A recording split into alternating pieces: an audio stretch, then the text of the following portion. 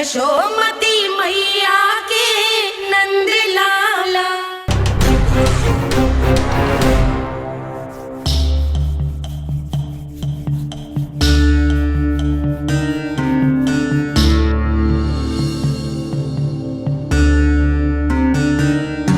नारायण का बहुत बहुत धन्यवाद। रात भर प्रयास करता रहा पर तुम्हारी मूर्छा टूट ही नहीं रही थी। कहीं कंस के हाथ में वो तलवार देखकर तो नहीं, उस राक्षसी तलवार पर रख देखकर मेरा हृदय कांप अवश्य गया था, पर मेरी मूर्छा का कारण वो तलवार नहीं थी स्वामी। तो फिर? अवश्य ही कुछ तो समस्या है यहाँ।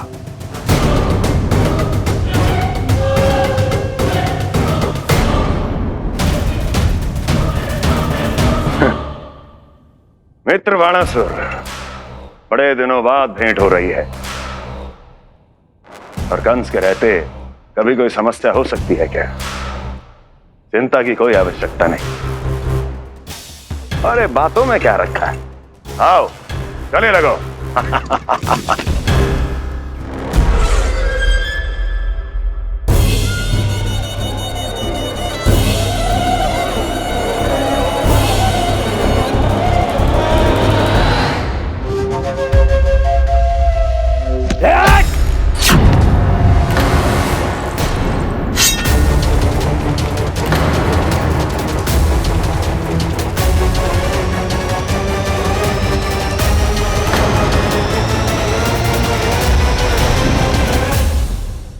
महाराज, कंस की भुजाओं की पकड़ अजगर की जकड़ से भी अधिक कठोर होती है। तुम कंस नहीं हो।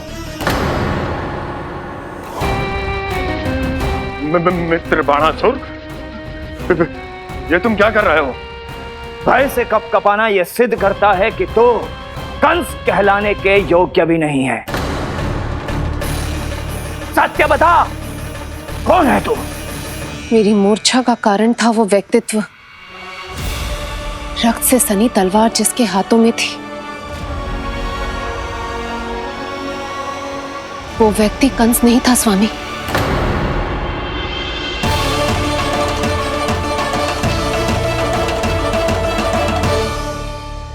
बिल्कुल सही पहचाना आपने। ये महाराज कंस नहीं है।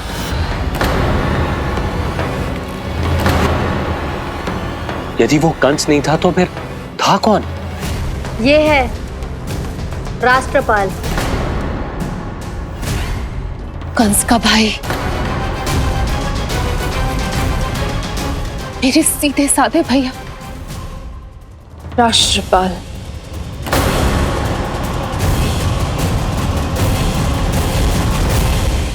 इसका तो एक ही अर्थ है स्वामी, कंस ने उन्हें भी अपने जैसा बना दिया है।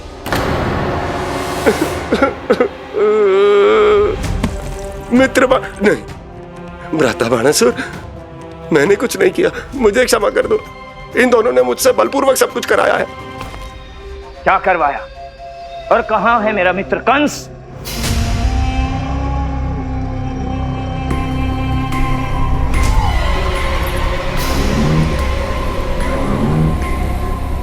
वहां।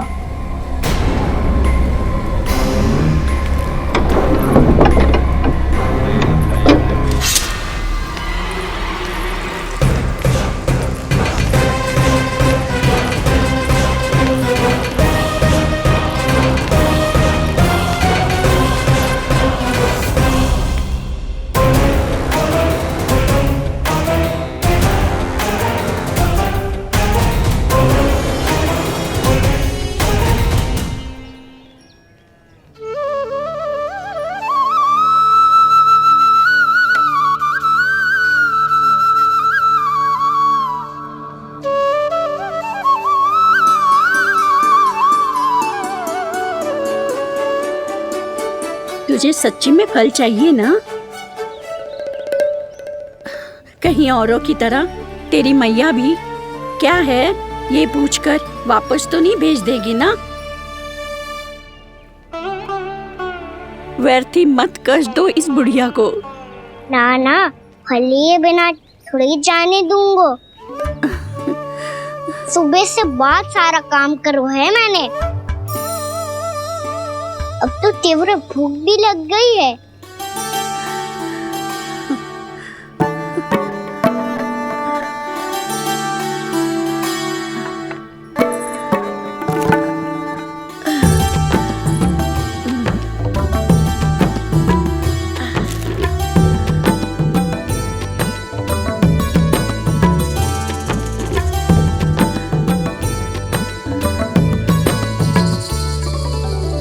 स्वयं तो इतना सा है, फिर इतनी बड़ी टोकरी संभाले चलो है।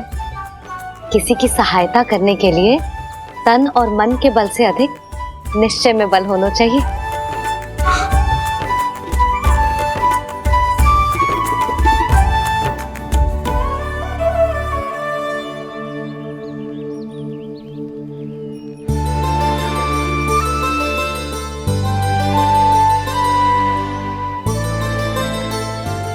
ये तो नन भवन है ना?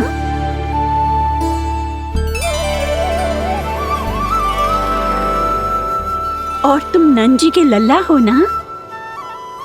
हाँ, मेरा नाम कृष्ण है,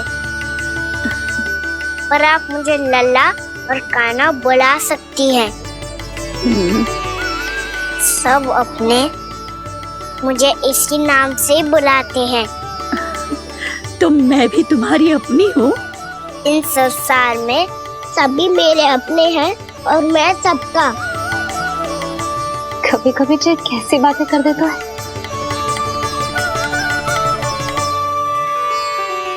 जितना सुना था तेरे बारे में, तू उससे भी अधिक अच्छा है लल्ला। सच्ची? तब इस प्यारे से लल्ला को फल तो दो। कब से खड़ा हूँ, बहुत भूख लगी है मुझे। हाँ हाँ, बताओ कौन सा फल खानू है? केला, आम या अमरूद?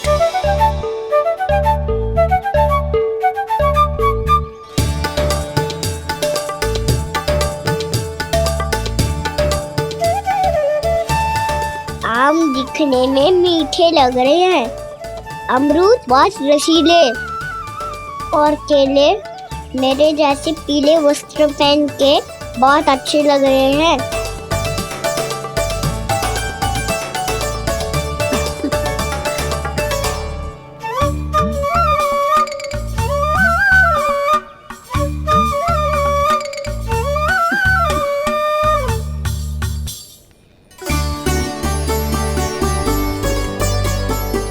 तो फिर कौन सा लूं? मुझे तो सारे के सारे चाहिए। लगता है मुझे जानू चाहिए मोल भाव कराने। देख तो लो, आपका कान्हा कर क्या रहो है, पता चल जाएगा जो कितना सयानो है। सयाना तो बहुत है कान्हा, स्वयं देख लेना। हाँ पक्का, मुझे तो सारे फल ही अच्छे लग रहे हैं। तो सारा ही ले लो। पर ये तो बताओ कि इसका मूल्य क्या दोगे? मूल्य ये क्या होता है? जब कोई वस्तु लेनी होती है ना, तो उसके बदले में कुछ देना होता है लल्ला, उसको मूल्य कहते हैं। पर जब मुझे मैया फल देती है तो मुझसे कोई मूल्य नहीं लेती है। और गोपियां भी तो कोई लड्डू और मिठाइयाँ देती रहती है, पर उन्होंने कभी भी मूल्य नहीं मांगा।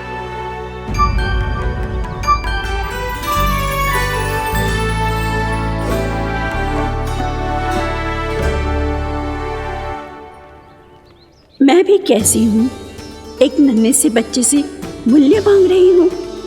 जी तो कर रहा है सब कुछ न्यौछावर कर दूं इस पर। ये फलों की टोकरी क्या है?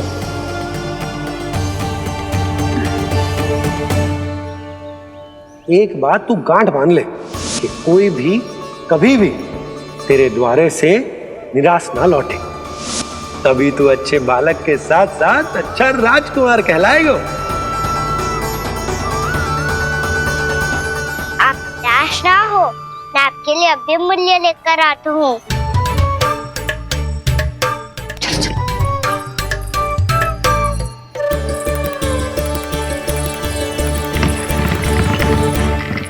मैया, बाहर एक फल वाली मैया आई है, मुझे उनसे फल लेना है। मैं उन्हें क्या मूल्य दूं? इस संसार में कोई भी वस्तु लेनी हो तो उचित मूल्य चुकाना तो पड़ता है। जे पाठ तो इसे सिखाना ही होगा। लल्ला, कुछ पानो है तो कुछ देना भी पड़ेगा। मूल्य ऐसा होना चाहिए कि विक्रेता को कम ना लगे और स्वयं देने वाले को अधिक ना लगे। मैया, आप ही बता दो ना। मेरा लल्ला इतना बड़ा हो गया है, मैं क्या बताऊं? जे निर्णय स्वयं ले ले।